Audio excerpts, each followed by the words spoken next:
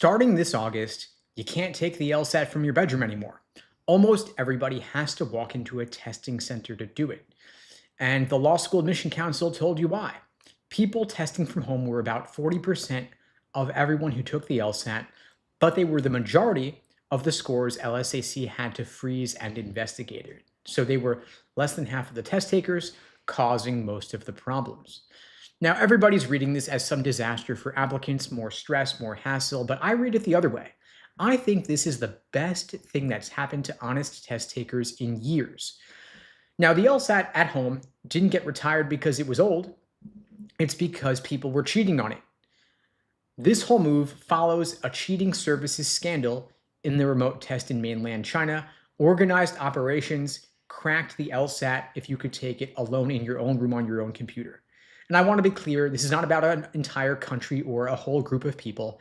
It's about businesses that found vulnerabilities and exploited them. And these holes were openly for sale. There were services advertising in the open on online forums. They had proxy test takers who'd log in as you. They stole the questions ahead of time. They had cameras and remote access to your screen, all of it going for thousands of dollars a shot.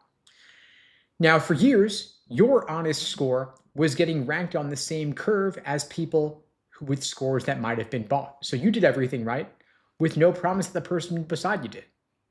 And so that 40% stat tells us that there was a select group causing a lot of problems, a pile of scores LSAC couldn't fully stand behind. And so they wanted to lock down the test to protect having a number that schools could trust. Now, I want you to stop panicking. This is not a new test. The questions have not changed. The scoring didn't change. It's still 120 to 180. You've still got 2 scored logical reasoning sections, 1 scored reading comp section, and an unscored extra section mixed in. Of course, there are no more logic games. Those have been gone since 2024, about 2 years now. What changed is the room where you take it and the screen that you take it on. And so if somebody on Reddit swears the August LSAT is harder, they're guessing, they don't know, but your prep is still effective. Now, because 2/3 of your score is logical reasoning, that means that any gains you make in your understanding of logical reasoning are doubled across those 2 sections, so your time should be disproportionately focused on logical reasoning. Don't use LSAT for Dummies or old hand-me-down books that still talk about logic games. That's a test that retired 2 years ago. Putting your time where the points actually reside, the math here is pretty clear. Now, law school applications jumped up this year. The newest LSAC numbers put applications up almost 12%, more than 500,000 applications. Applicant numbers up more than 9%. That's the second consecutive year they've been rising. Every extra applicant in that pool is one more person standing between you and the seat that you want. And a crowded year is exactly when that thing gets more powerful, not less. Your LSAT score is the biggest lever you have at your disposal. Now, for 5 years, every headline was telling you the LSAT was dying. Schools added the GRE. A few went test optional. The whole story was the LSAT matters less now. But LSAC spent real money behind the LSAT. They put in tens of thousands of test center seats, partnering with Prometric. They locked the test down harder than it's been in a decade. You don't pour that resource into something that's been dying. It's the whole asset that the whole system runs on. Now, this change punishes exactly one group, the people planning to wing the LSAT. When the LSAT was at home a click away on your couch, you could roll the dice easily and see what happens. But if you're going into a proctored testing center, it's a test that's harder to cheat on. It's a more crowded year. All of that rewards you if you prepare properly, and it punishes those who don't.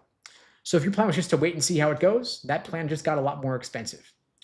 Now, when anybody could test from their couch, every score had a quiet asterisk given all the reports of cheating, but now your number is verified in a room with a proctor.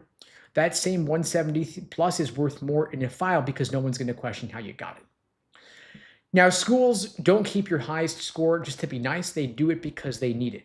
A big chunk of a law school's ranking rides on the median LSAT score of the class it enrolls. And so when you land above their median, you're giving them something they need, and they pay you for it in scholarship dollars. That's the leverage most applicants never realize they need. A few more points on the LSAT is the difference between paying for law school and getting paid to go to law school. At the very top, LSAT medians now sit 170 to 174. If you come in a couple points above a school's median, They will give you scholarship money to attract you to their school because you raise their standing in the US News Law School rankings. So you could have the same degree, same 3 years put into it, and your LSAT score weighs more heavily, giving you more scholarship money based on the number that you get. And of course, the LSAT is the only part that you can jump up in just a couple of months. Your GPA is locked in, your major is a done deal, your work history is what it is, but your LSAT score is the one number that ties directly to what you do between now and test day when you apply. People treat it like it's a fixed trait, but it's actually a skill that you can learn. It's a skill that you can train. Now, if you've been studying in bed with a dog at your feet, that's a test that no longer exists. The August LSAT is at a Prometric testing center. You're going to show a government-issued photo ID. You're going to lock your phone in a cabinet, and you're going to sit in a room full of strangers taking other exams. The clock does not stop if you panic. And if the first time you feel that panic is on test day, your score is going to come back lower than you deserve, and you're going to blame luck, but it wasn't luck. You can practice the real conditions now on the new interface LSAC has already released inside the LawHub platform. And if you take it, if it doesn't go your way, or if you took it previously and it didn't go your way, you have one more shot or multiple shots. Schools only take the highest LSAT score on your record. They do not average multiple LSAT scores. And so one bad day does not define you. You could even register for a backup LSAT just in case you need it. Law schools will only take into consideration the highest LSAT score on your record because that's what they report to the law school. I mean, that's what they report to the American Bar Association, which in turn is where the US News pulls their data from for inclusion in the law school rankings. Now, LSAC has made a new rule starting with the August LSAT that your registration order determines the order in which you get to schedule your LSAT. And there are limited testing seats with Prometric in person, and you are required to take it in person with rare exceptions. And so if you don't want to have the worst days, the worst times, the worst locations far from wherever you live, you want to sign up for the LSAT earlier, ideally the day the window opens, which it already has, of course. And so try to sign up now so that you will have a better pick of in-person testing centers when it comes time to schedule. Now, of course, you can't control how many people apply to law school this year. You can't control the law school admission council or the testing center or whether your top school takes the GRE.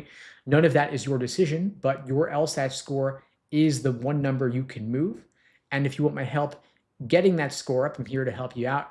I'm offering free LSAT tutoring for everybody watching this now and later. You can book that free LSAT tutoring lesson with me personally at unpluggedprep.com/start. The link is below the video on YouTube, pinned in the chat on YouTube, in my bio on TikTok and IG.